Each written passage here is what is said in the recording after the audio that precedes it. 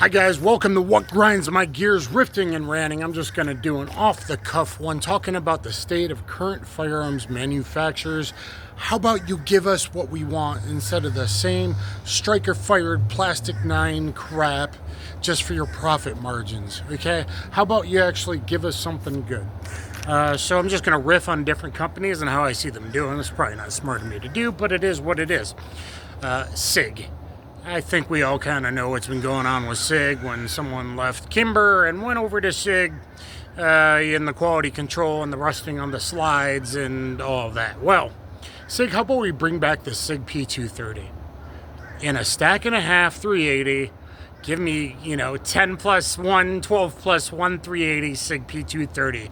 Oh my God, could we just manufacture direct blowback again? Picked up a Sig P230. It's friggin' awesome. Natural pointer, super lightweight. It's what most people want. And what people don't realize is a 380 modern of the top hollow points I recommend from a 3.6 inch barrel is going to do a heck of a lot better than those little 2.8 inch barrels. And it's a lot lighter and easy to carry and doesn't feel like, oh my God, I'm strapping up and all that. While we're at it, how about a Sig P239 as a stack and a half? In fact, I don't know on the feed angle, could the 12 round XL magazines work in a modern day Sig P230? I'm just out here filming the remake of Under Siege 2, so bear with me. They finally realized I can start remaking my Bio Daddy's films. So QC, which leads us into Smith & Wesson. Quality control has been shite, especially on the revolvers from Smith & Wesson lately. Now I do got a Shield Plus. It's been very, very good, other than the Ameriglow front night sight went completely dead. The replacement one they sent me, pretty damn dim. That's dying. But it's been really reliable, unlike a lot of ones a year or two after. And you can just look at Smith & Wesson, and often that rear sight is so off. It's like you didn't even eyeball it. It's not even centered. And that's just ridiculous. People have been problems. They don't want to admit it on their Bodyguard 2.0s with feed reliability as well. I'd kind of like one. I've shot a few. They're pretty awesome. They do shoot left. Whether that's because the sights are messed up or it's just so rounded that I think people squeeze as they're pulling the trigger. They squeeze the rest of the hand, so everyone shoots those left. Now the Shield X, I held one. I did a little short that's coming out. Yeah, that would be great, but who the frig effed up? Who effed up on the Shield X? That's not actually who I'm working for right now. Who messed up on the Shield X and made it so my Shield Plus magazines won't fit in the Shield X unless I swap out base plates? That's kind of like maybe something you should have friggin' thought of. So someone needs to get fired for that one. They've teased it. How about they actually do a 6906, a modern double action, single action, not the big 40 ounce, 5906. Do the 6906, 12 plus 1, 15 plus 1. Give the people what they want. Maybe you can figure out how to make it optics ready, but quality control, do I think they could pull it off, making some of the third gen autos? Probably not. Ruger, good job Ruger. The RXM's been killing it. I kind of want one. I don't like that there's no hump for my palm at the bottom though. There's no palm swell. And then there's supposed to be different sizes. Magpul did a good job. Are they really coming out? I don't know. People seem to be very happy with the Ruger RXM. I mean, $350. Good direct optics mounting with a front night sight. That's pretty awesome. I haven't even shot one. I think they did a good job, other than I need some hump, man. Baby got back. I like it a little bit. How about they make the 6 revolvers, the Security 6 revolvers, the 6 revolvers again, but instead of that PUD 2 3/4 inch barrel, make it a 3 inch barrel with the nice slick angled line. A lot of this video is going to be ranting about aesthetics on the GS33. You don't know what that is? I do. I want one badly. I paid a lot of money for the manual, so someday maybe the universe will bring me a GS33. But that's the design. 6 shots. Why? Because SP101 is so heavy at 5 shots, it doesn't make sense unless you go into 6 shots for 327 Federal Magnum. It just kind of doesn't size and weight-wise. I might pick up a 3 inch 357 someday. Shot one last week, but I don't know. So that would be great. Other than that, Ruger, It's like, I don't know, man. Some of their designs are just kind of blocky and old, and maybe they're really old guys doing the design work. It's not really modern on a lot of their stuff. I mean, like the Security 380, Security 9, very blocky and stuff. And the trigger design, Trigger Ningus, could be a bit better. They just kind of seem kind of cheap in certain ways, but in other ways, they're doing a lot right. I mean, I've carried a Max 9 pocket carry for a heck of a long time, and I'm actually certified on it. Okay, so how about Beretta? Again, aesthetics, Beretta. The Italians knew what they were doing. What are you doing in Tennessee? Well, let's do another version of a 92. You know CCW is a thing, right? Beretta, USA, Tennessee. Even though 3 hours away, you don't even come to the GOA show. Beretta, what are you doing? You're just living off like old designs, and they got QC issues too. But how about you think about beautiful, slick Italian, the View Askew is bugging the heck out of me. But anyway, View Askew Productions here. How about you have a sexy Italian lines again, like a Beretta 84 BB that I love. I fell in love with it. That slick, rounded Italian, rounded trigger guard. It's the perfect size and weight, basically, like as a carry gun. 13+1, modern guard magazines. No, instead you want to give us a rail and a this and a that, and make things heavier instead of a carry gun. 84F, put the 84 BB style with the 84F decocker and no friggin' rail. Can you just modernize and do that? That would be great. If you can manage to put an optics plate on it, okay. Lose the rail. Who is really carrying with a weapon-mounted light on a 380? Okay, very, very few people. Maybe a couple need it for home defense, but very, very few people, okay? And even better, all we need is the lines, these classic lines. Let's make metal DASA great again. Classic lines. If we could then make it a Browning tilting action 9mm in the same size, weight, form factor, oh my god, it's like Beretta could actually have something in the CCW market. You know, that incredibly huge market?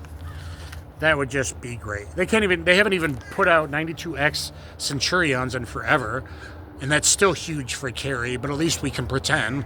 Let's do 92X Centurion GR decockers. They dried up 4 years ago. Where are those? Taurus has been killing it, in my opinion. And I kind of, sort of, sometimes work with Taurus when I can actually get a hold of them. But the A5, their quality control has been great since 2000. Yeah, I'm old and I have a blemish. It sucks. 856, their quality control since 2020 has just gotten better and better. I think the 856, I'd recommend it to anyone. The 856 Ultralight is my rule number one gun, always around the house, and lately that's mostly been what I've been carrying it as a backup outside of the house for like the last 4 months. So 856 is kill it. GX4 carry. It's still my most carried pistol since I got it 2 years ago. The ergos on a GX4 carry are friggin' phenomenal. Too bad the takedown wasn't as good as it is now on the GX2. But the GX4 carry, the ergos are amazing compared to other pistols. Like HR Funk just reviewed a 365 XL. It's like no grip texture, and not compare that to a GX4 carry or even a GX2. Now some people say the GX2 looks a little cheap. I don't know. I got the stainless slide, the internals on my stainless slide. I shoot the heck out of it. I've done my realistic. You should all be doing my 25 round realistic CCW test with it. It friggin' kills, man. And I just compared it for purchasing people on Black Friday to a Shield Plus and to the Stoker STR9, which is also great. But the GX2, I'm happy with it so far. I think long-term durability, it's not going to be as good as some of the other stuff because the recoil spring and the magazines are definitely not as high quality as the Makar magazines and the GX4s, but they've been killing it. Where is the 817 UL? 817 looks good. How about an ultralight? Because I don't want a 30-ounce snub, 2-inch. Make it an ultralight 817 UL, boom. And even go on, then you make the 617 and 619 Defender, the ultimate carry revolver. I did a video on hypotheticalizing, that's a word now, about 5 years ago. Where is the 617 and 619, not 2-inch, 3-inch. A 357 2-inch kind of sucks. You need a 3-inch barrel. Give me a 617 Defender, 619 Defender, and 357 Magnum and 9mm, respectively. But overall, I think towards in the TX22C has been killing it. I want to see, and I haven't been able to hear back from him quite a while, so I don't know. Glock. When's that Gen 6 coming? I don't care about this V crap people made a big deal out of. Jesus, the firearms community is a bunch of pansies that make a big deal about, oh my god, they're going to change the back plate. Shut the F up. Fuck. Shut the fuck. You mean they're going to change the back plate for like a year, less than a year, and the 6s would be out? So stupid. But in general, it's like, how about we get some ergos? How about we get some texture? How about we get an accelerator pedal and memory pad? How about we have an undercut so we don't get Glock knuckle? How about we have a better optics mounting system like Ruger RXM is done at $350 or the Springfield Echelon is done? Okay, like, Jesus, I hope Gen 6 doesn't freaking sick, but because of law enforcement, they probably want to stay in the same holsters, so maybe it sucks. It better have an accelerator pedal. It better have better texture. I don't know if it's going to modify and all that. CZ Colt, I don't know what's going on with them in Canada. I don't know enough about the situation. Is CZ Colt really doing anti-gun confiscation shit with Canada? At least half of Canada needs to become part of America pretty damn soon. I mean, Puerto Rico has been trying forever, so that kind of sucks on them. You know, maybe Guam deserves some love too. But yeah, let's take over Canada. I'm down with that. Greenland, Canada, boom, they can all join us. HK. How about we market the LEM as awesome for civilians, especially so you don't shoot junk off reholstering if you're new appendix carrying holster. Just put out some P30 SK LEMs. Apparently P30 LEMs aren't getting made anymore or in less batches anyway. How about P30 SK LEMs available at a price I could actually afford? That would be swell. And now that not 10-round magazines, now that there's longer magazines available for it that have better capacity, it would kind of make sense again. Kimber's been doing really good, I guess. I never would trust Kimber, and they had a 1-year warranty, and I've seen so many clocked barrels on K6Ss that I'm like, I really want a K6S, but my buddy Nightwood Guns is saying Kimber's been cleaning up, man.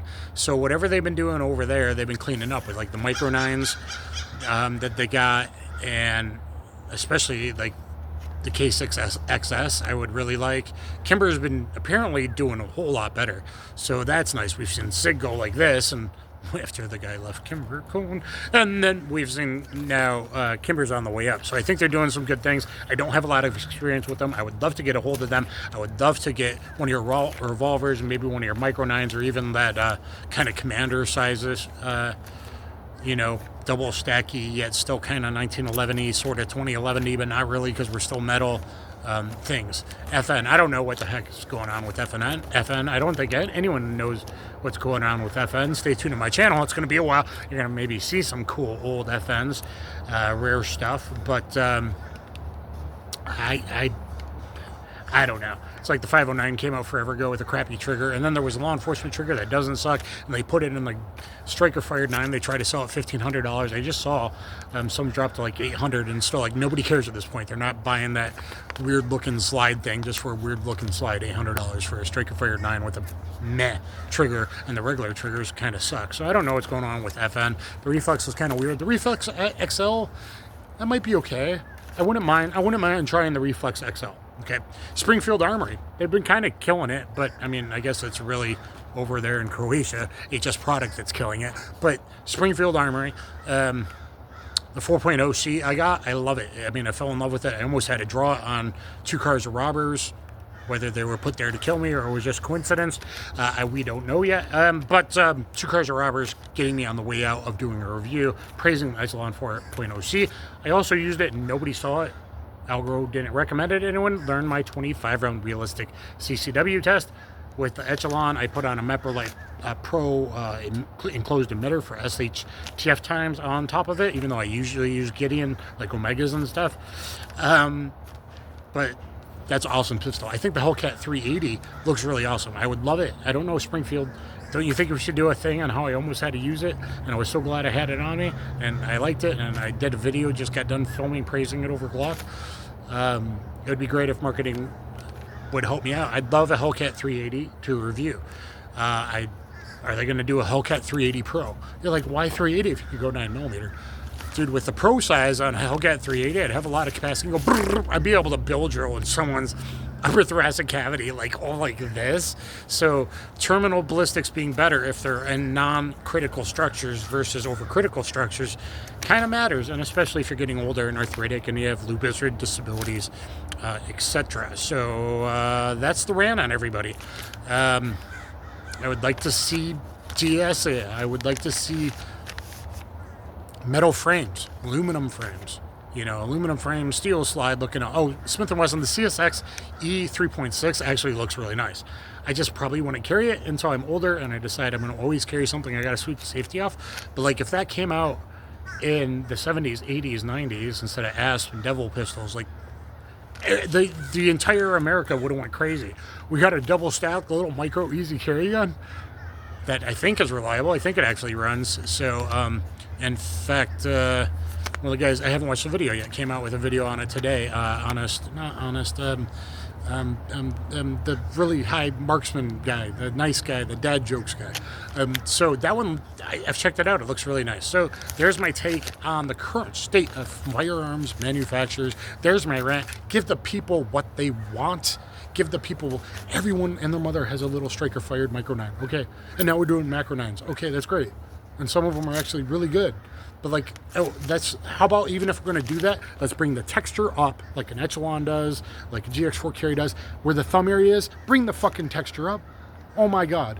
And some of these companies that need to relaunch some of their pistols for the last 25 years, we're still putting up Beretta PX4s and we didn't do a 2.0 grip frame with texture. Like, what the heck? Okay, same thing with HK P2000s, but they discontinued those. So luckily I got one. How about some good texture? Oh, and then it includes the CC9.